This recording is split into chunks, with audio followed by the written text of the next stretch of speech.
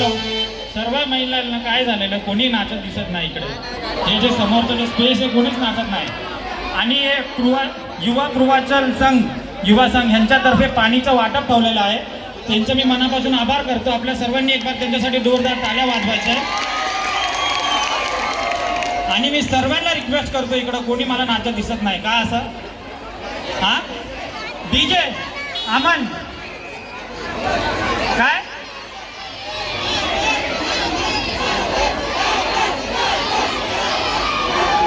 काय बोलतात ऐकत येत नाही काय.